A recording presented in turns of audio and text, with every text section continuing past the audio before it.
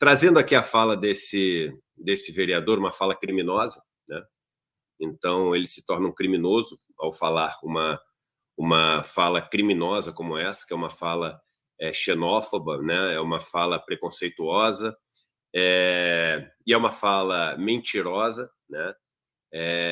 Não fosse o povo trabalhador do Nordeste, o nosso país seria diferente, né? O nosso país seria diferente, e não só o Rio Grande do Sul, e não só São Paulo, o nosso país seria diferente. Se não fosse os intelectuais do Nordeste, o nosso país seria diferente. Se não fosse os artistas do Nordeste, a nossa cultura seria diferente.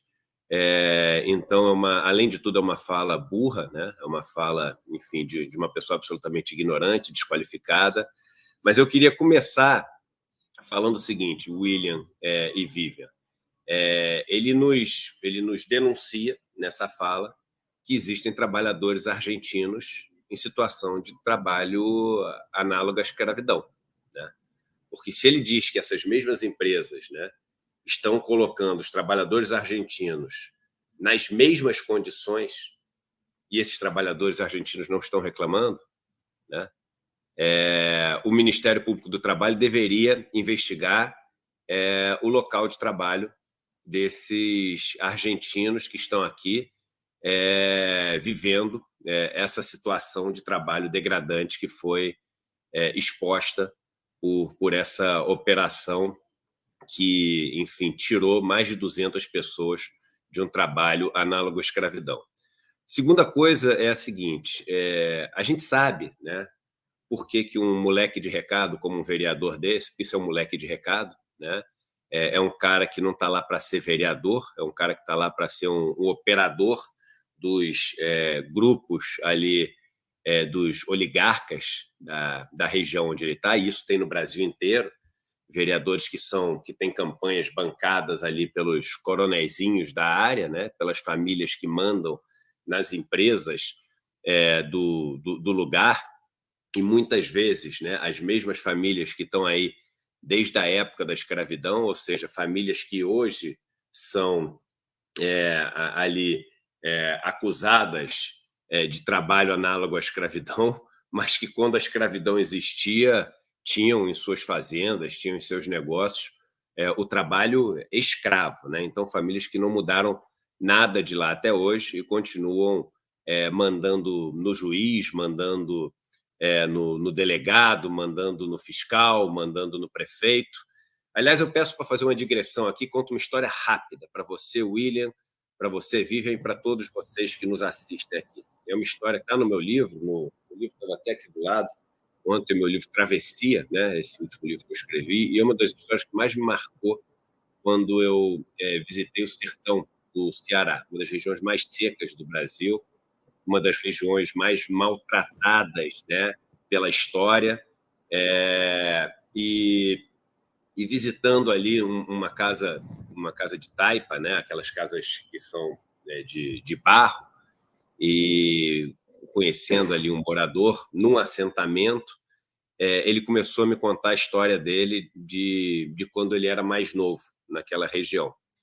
E era uma pessoa, assim, se olhava para ele, parecia que ele tinha 90 anos, né? E ele tinha ali acabado de fazer 70 anos, o olho todo embaçado, né? Você mal conseguia ver com nitidez ali a íris dele, porque, enfim, a córnea estava tudo ali super embaçado, meio fechado, lacrimejado, a cara cheia de rugas, né? Ele, um senhor assim careca, muito marcado pelo tempo. O sertão, quem conhece, né, o povo do sertão nordestino sabe como o sertão ele cobra o seu preço, né, ao longo do tempo, desse povo trabalhador do Nordeste. E eu perguntei para ele como haviam sido, né, os anos da juventude dele, os anos quando ele era uma pessoa, enfim, começando a vida dele como trabalhador rural. E ele me falou o seguinte, ele falou, Eduardo, não dá para descrever, as maldades, né, que esses fazendeiros, que esses donos de negócio fazem no campo. E ele falou o seguinte, olha, teve uma época onde eu trabalhava, né, e eu não tinha opção, porque senão eu ia morrer de fome, a minha família não tinha opção, porque senão a gente ia morrer de fome. Tinha uma época que a gente trabalhava, o fazendeiro, ele obrigava a gente a pagar por todo o material que a gente usava para plantar. Então a gente pagava pelas ferramentas, a gente pagava pelas sementes, a gente pagava por todo o equipamento que a gente tinha que usar para colher. A gente fazia todo o trabalho, né? A gente, enfim, não tinha carga horária, a gente não tinha alimentação, a gente não tinha nada. Trabalhava, claro, muito mais de 12 horas por dia, trabalhava o dia inteiro ali na lavoura, ficava com 10, 20% da produção. A gente recebia o nome de meeiro, mas de meio não tinha nada, porque a gente ficava com 10, 20%, só que isso que a gente não ficava com dinheiro. Ele dava para a gente um vale. E esse vale a gente só podia trocar na mercearia da fazenda que era dele. E ali ele vendia arroz, feijão, coisas, tudo da pior qualidade, por um preço muito acima do preço da cidade. E a gente estava sempre devendo para ele. Aí ele falou o seguinte, e aquilo era desesperador. E não adiantava reclamar para o policial da cidade, porque o policial da cidade era homem dele. Não adiantava reclamar para o juiz da cidade, porque o juiz da cidade era homem dele. Não adiantava reclamar para o delegado, porque também era homem dele. Não adiantava reclamar por prefeito, porque o prefeito também era homem dele. E aí ele me falou uma das coisas mais fortes que eu já ouvi em todas essas minhas viagens. Ele falou o seguinte, Eduardo, tinha dia que era muito difícil para mim sair da cama, porque não tinha o menor sentido acordar para sofrer. Não tinha nada de bom na minha vida. Minha vida era um inferno. E eu sabia que ia acordar para de novo começar a viver aquele inferno. E aí ele falou a seguinte frase, que está no meu livro. Ele falou o seguinte, a única coisa, preste atenção, a única coisa que me fazia conseguir acordar todos os dias e levantar para ir trabalhar era acreditar que quando eu morresse, eu ia para o céu e ele ia para o inferno. Quando eu falo, eu me arrepio inteiro, porque foi uma das coisas mais fortes que eu já ouvi na minha vida. E quando eu vejo, né, situações como essa do Sul, onde as pessoas foram libertas ali de um trabalho num regime análogo à escravidão, e narram situações muito parecidas com a que esse senhor me narrou, dizendo que também tinham que comprar na venda ali do dono da empresa e que as coisas eram vendidas muito mais caro, que eles tomavam ali os choques, etc. Quando eu vejo um filme como o filme Pureza, que a gente falou aqui, é um filme que conta a história da escravidão no campo do Brasil, eu realmente fico tentando entender como essas pessoas conseguem levantar todos os dias da cama e viver esse inferno que elas vivem. E aí, de repente, a gente vê um criminoso, como esse vereador do Sul, ir para uma bancada e para agradar, né, os seus donos, porque ele também, né, não só esses trabalhadores que vivem em regime análogo à escravidão têm ali os seus senhores de escravo, como esse vereador também. Esse vereador é um escravo dos interesses, né, dos donos dessas empresas da região. Então, esse moleque de recado, esse vereador que é escravo dos interesses dessas pessoas, sobe e comete um crime como esse. Para quê? Para, primeiro, chamar a atenção, que é o que eles fazem, e para poder agradar ali os seus proprietários.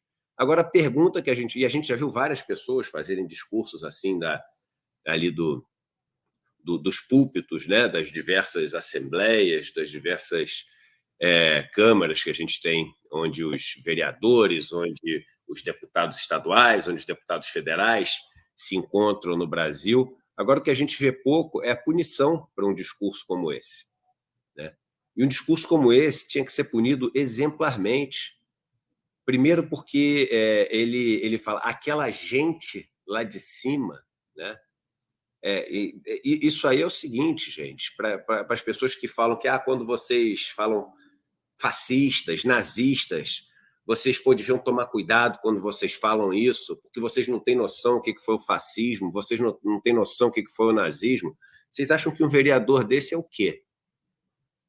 Vocês acham que um vereador desse que se refere, né, a um povo que está vivendo em um regime de escravidão ali, sendo escravizado, né, por o dono de uma empresa, sofrendo, tomando choque, tomando spray de pimenta, trabalhando mais de 15 horas por dia, não tendo a quem pedir ajuda, sendo obrigado a comprar as coisas do dono. Você acha que um cara que se refere a essas pessoas como essa gente que só gosta de tocar tambor, essa gente que vem aqui para reclamar, quer que ponha onde o hotel 5 estrelas, você acha que um cara desse é o quê?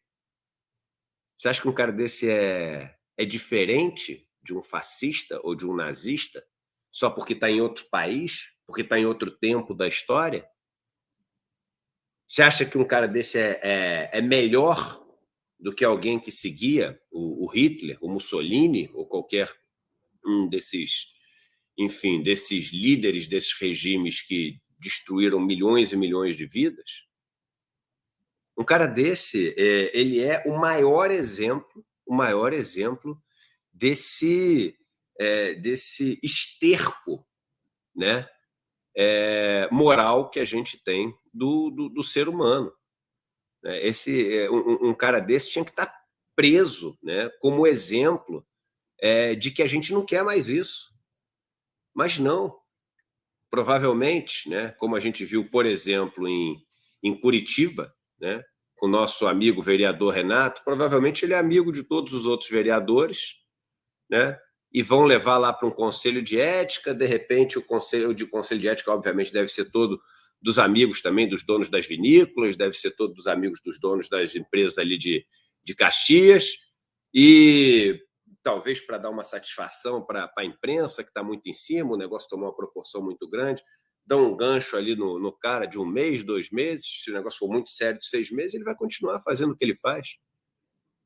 Entendeu? Eu trouxe o caso do vereador Renato, em Curitiba, que foi isso mesmo, as pessoas...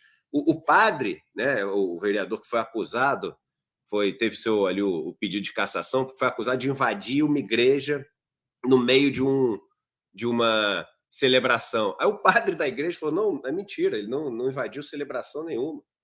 Ele não interrompeu celebração nenhuma. O que vocês estão falando não é verdade. Aí os vereadores chegam e falam: não, esse padre não sabe de nada, né? O padre que é o que estava, né? Quem sabe é o vereador, que não estava em lugar nenhum. E passou. E depois, obviamente, o Supremo Tribunal Federal foi e impediu a cassação, e o vereador Renato dá a volta por cima e sai de uma maneira, enfim, heróica, né? E muito bonita e até inspiradora, se elegendo deputado estadual, né, saindo de vereador para deputado estadual, ganhando mais votos do que todos aqueles que o acusaram e tentaram lhe cassar e que não conseguiram ser eleitos. Né? Mais votos que todos os outros somados. Mas então essa cena que a gente está vendo,